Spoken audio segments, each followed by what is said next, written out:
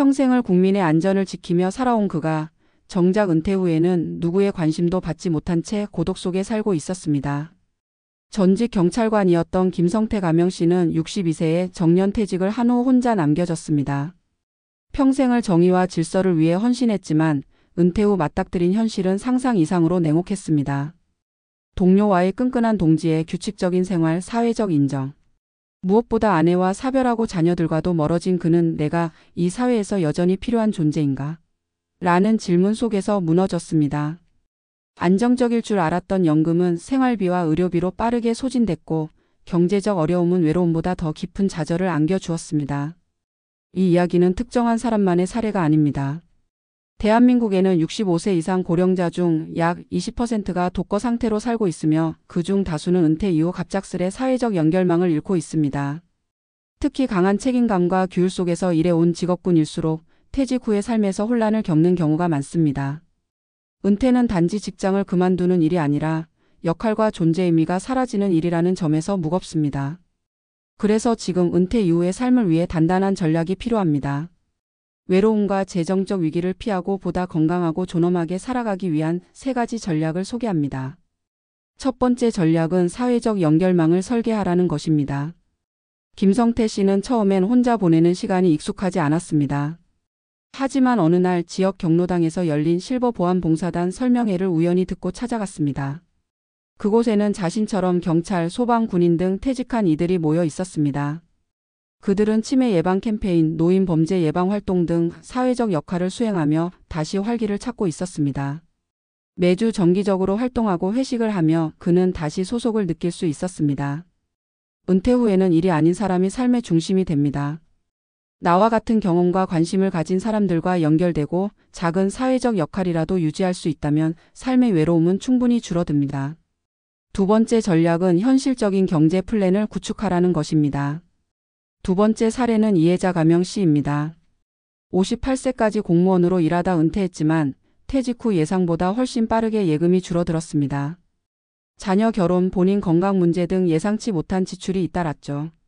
그는 스스로를 탓하며 우울감에 빠졌지만 우연히 노후 자산관리 강의를 들으며 변화를 시작했습니다. 국민연금 외에 소액부업, 임대소득, 정부 지원금 등 다각적인 소득원을 만들어 나가기 시작했습니다. 특히 지역 시니어 일자리 센터를 통해 동화책 낭독 강사로 활동하면서 월 3,050만 원의 소득을 얻고 지역 아파트의 자투리 공간을 빌려 재봉 강습도 시작했습니다. 큰 돈은 아니지만 내가 번 돈으로 내가 산다는 것만으로도 삶의 자존감이 달라졌다는 그녀의 말처럼 은퇴 후의 경제 전략은 금액보다도 지속성과 자립감에 기반해야 합니다. 세 번째 전략은 몸과 마음의 리듬을 회복하라는 것입니다. 전직 군 간부였던 박진수 가명 씨는 퇴직 후 한동안 무기력에 빠졌습니다. 새벽 5시에 기상해 하루를 단단히 짜던 사람이었지만 아무도 자신을 필요로 하지 않는다는 느낌은 일상의 리듬마저 무너뜨렸습니다. 그는 퇴직 1년 후 건강검진에서 우울증 초기 진단과 함께 고혈압, 당뇨 초기 증상까지 받았습니다. 그때부터 그는 자신의 생활을 다시 군대처럼 정비하기 시작했습니다. 오전 6시 기상, 30분 걷기, 아침 식사, 자원봉사, 독서, 주 2회 동네 헬스장 이용. 처음엔 억지로 했지만 3개월이 지나자 몸이 달라졌고 마음도 달라졌습니다. 박 씨는 내 몸 하나 제대로 못 챙기면서 은퇴 후의 삶을 말할 수 없었다고 말합니다. 리듬이 회복되면 관계도 기회도 다시 열립니다.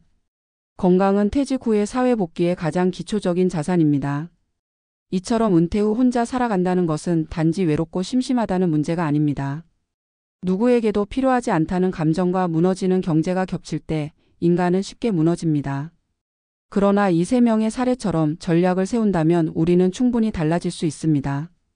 혼자라고 외로울 필요는 없습니다. 다시 일어설 수 있는 공간은 생각보다 가까운 곳에 있고 당신이 그곳을 찾고 움직이기만 하면 됩니다. 은퇴는 끝이 아니라 전환입니다. 방향만 바꾸면 또 다른 의미 있는 시간이 시작될 수 있습니다.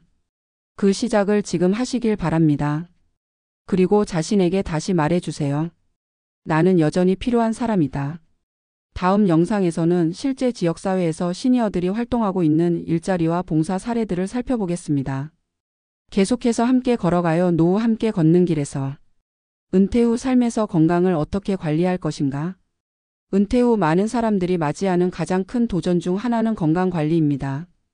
이는 단순히 체중을 관리하거나 운동을 하는 수준을 넘어 장기적으로 건강한 삶을 유지하는 데 필요한 여러 요소들을 포괄합니다. 특히 나이가 들수록 신체와 정신 건강에 미치는 영향을 고려한 예방적 접근이 중요합니다. 이 문제에 대한 과학적 근거와 논리적 접근을 통해 어떻게 보다 나은 삶을 설계할 수 있을지 알아보겠습니다. 첫 번째, 운동과 신체 활동의 중요성. 은퇴 후 활동량이 급격히 줄어드는 경우가 많습니다. 이전의 규칙적인 직장 생활과 달리 은퇴 후에는 자신이 직접 생활 리듬을 관리해야 하므로 자연스럽게 몸을 움직일 기회가 줄어들기 때문입니다. 그러나 신체 활동은 단순히 체중 감소나 근육량 증가뿐만 아니라 정신적 건강에도 큰 영향을 미친다는 연구가 많습니다. 하버드 대학교의 연구에 따르면 일주일에 150분 이상의 중등도 운동을 하는 사람들은 그렇지 않은 사람들에 비해 30% 이상 긴 생애를 누릴 수 있다고 합니다. 또한 신체 활동은 심혈관 질환, 당뇨병, 우울증과 같은 만성 질환의 위험을 낮추는 데 중요한 역할을 합니다. 운동은 스트레스를 줄이고 뇌에 긍정적인 영향을 미쳐서 기분을 향상시키며 우울증 증상을 완화하는 데도 도움을 줄 수 있습니다. 신체 활동을 꾸준히 유지하면 뇌 노화도 지연시키고 치매 예방에도 중요한 역할을 한다는 연구 결과도 있습니다. 따라서 은퇴 후에는 매일 30분 이상 유산소 운동을 하는 것이 추천됩니다. 빠르게 걷기, 자전거 타기, 수영, 춤, 등산 등이 좋은 선택이 될 수 있습니다. 또한 유연성 및 근력 운동을 병행하면 근육과 뼈 건강을 유지하는 데 도움이 됩니다. 두 번째, 식단 관리와 영양의 중요성. 은퇴 후 사람들의 식단은 점점 더 불규칙해지거나 불균형을 이루는 경우가 많습니다. 특히 고령층은 대개 소화력이 약해지고 미각도 감소하기 때문에 건강을 챙기기 위한 식단 관리가 필수적입니다. 우리가 식사에서 중요한 영양소를 충분히 섭취하지 않으면 면역력이 떨어지고 만성 질환에 노출되기 쉬워집니다. 그렇다면 어떤 식단이 중요한지에 대해 과학적으로 살펴보겠습니다. 단백질. 나이가 들수록 근육량이 자연스럽게 감소합니다. 단백질은 근육 건강을 유지하고 신체 기능을 최적화하는 데 필요한 주요 영양소입니다. 연구에 따르면 60세 이상 고령자는 체중 kg당 1.0g에서 1.2g 정도의 단백질을 섭취하는 것이 이상적입니다. 육류, 생선, 두부, 달걀, 콩류 등이 좋은 단백질 공급원입니다.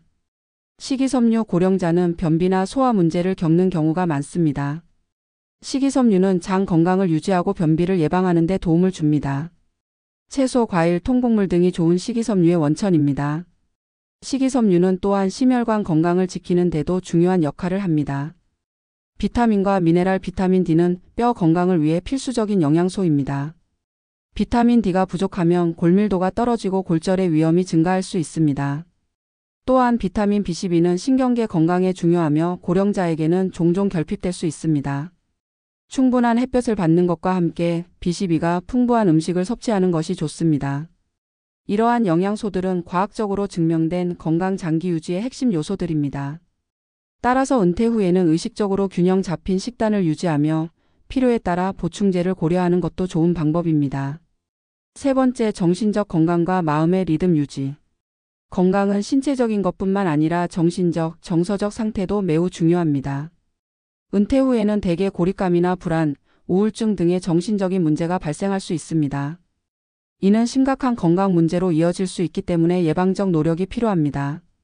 과학적으로 인간은 사회적 존재로서 관계를 통해 정신적 안정감을 찾습니다. 따라서 사람들과의 연결을 유지하는 것은 건강한 삶에 필수적입니다.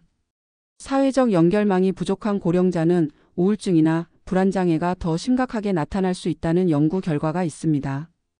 또한 명상이나 마음챙김 mindfulness 활동은 스트레스를 줄이고 정신적 안정감을 제공하는 데 큰 도움이 됩니다.